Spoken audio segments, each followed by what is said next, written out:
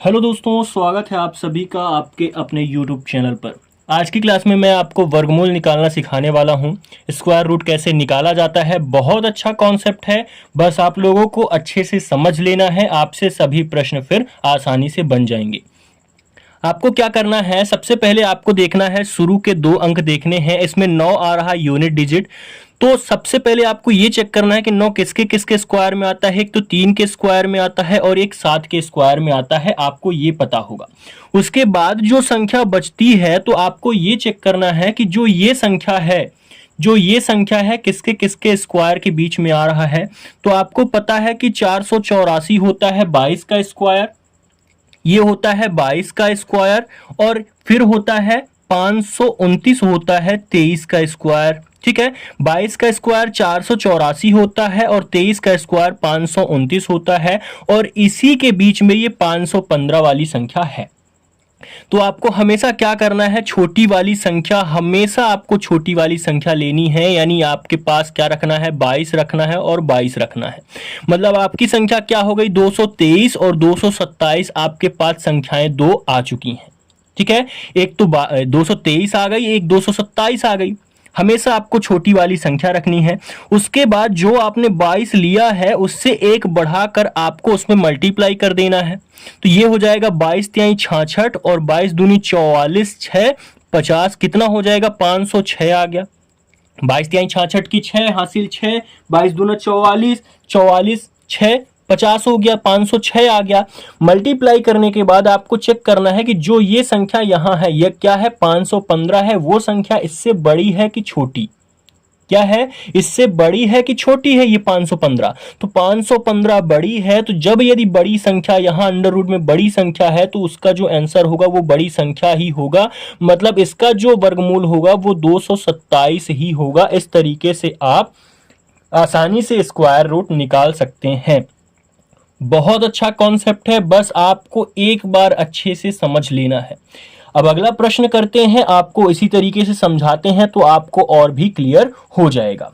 आपको क्या करना है, शुरू के 2 अंक आपने उठाए, आपका 6 यूनिट डिजिट है। तो सबसे पहले आपका 4 के स्क्वायर में आता है 6, और किस में आता है, और 6 के स्क्वायर में ही 6 आता है।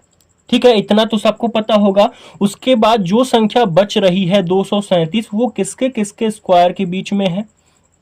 एक तो 225 होता है, और फिर उसके बाद कितना होता है, 256 होता है। 225 किसका स्क्वायर होता है, 15 का स्क्वायर होता है, और 256 जो होता है वो 16 का स्क्वायर होता है। इतना सबको पता होगा।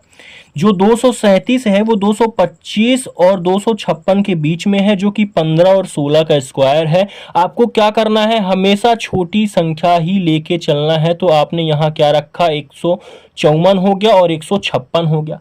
मतलब आपने 15 यहां रखा तो आपका क्या हो गया, 154 और 156 आ गया। आपने जो संख्या 15 ली है उससे एक बढ़ाकर मतलब 16 मल्टीप्लाई कर देना है। तो यहां से कितना आएगा, 15 छक्का 90 हासिल 9, 15 एकम 15, 9 24 होता है। कितना आया, 240। अब एक बात बताइए, जो ये 237 है अंडर रूट के अंदर, वो छोटा है कि बड़ा इस संख्या से। 237 छोटा है, और जब ये छोटा है तो हमेशा आंसर क्या होगा, छोटा वाला होगा। तो इसका वर्गमूल कितना हो जाएगा, 154 इसका बिल्कुल राइट आंसर होगा। तो आप इस तरीके से वर्गमूल स्क्वायर रूट बहुत ही आसानी से निकाल सकते हैं, बहुत ही कम समय में। ठीक है, तो इसी तरीके से और भी आगे चलिए प्रश्न करते हैं, आप लोगों को अच्छे से समझाते हैं। चलिए, अब ये प्रश्न है, अब इनको सॉल्व करिए अच्छे से। आप लोग इनका आंसर बताइए क्या होगा।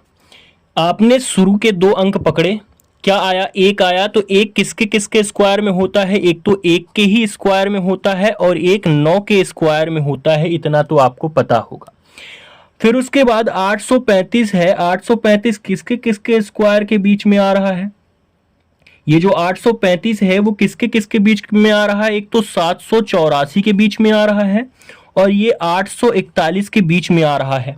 तो 784 किसका स्क्वायर होता है, 28 का स्क्वायर होता है, और जो 841 है वो 29 का स्क्वायर होता है। आपको कम से कम थोड़ा बहुत तो स्क्वायर याद होने चाहिए। ठीक है, आपको हमेशा क्या करना है, छोटी वाली संख्या आपको लेनी है। तो यहां आपने 28 रखा और यहां भी आपने 28 रखा। अब उसके बाद आपको क्या करना है, 28 फिर उसके बाद एक बढ़ा देना है, 29 का मल्टीप्लाई उसमें कर देना है।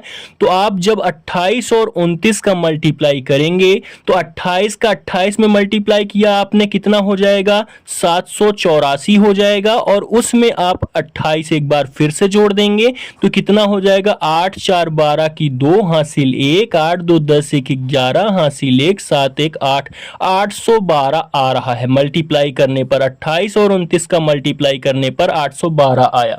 देखिए किस तरीके से, जिससे मल्टीप्लाई जल्दी से करते ना बनता तो 28 का स्क्वायर किया, एक 28 और जोड़ दिया तो 812 आ गया।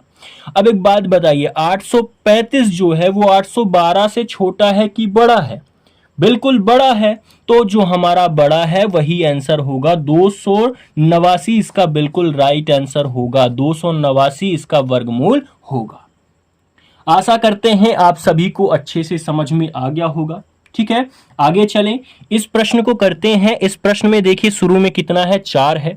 तो किसके किसके स्क्वायर में 4 आता है? एक तो 2 के स्क्वायर में आता है और एक 8 के स्क्वायर में आता है। इतना तो पता है आपको, ठीक है, इतना तो बिल्कुल आपको पता है। उसके बाद जो ये संख्या बच रही है वो किसके किसके बीच में है? एक तो 961 के बीच में है और एक 1024 के बीच में है।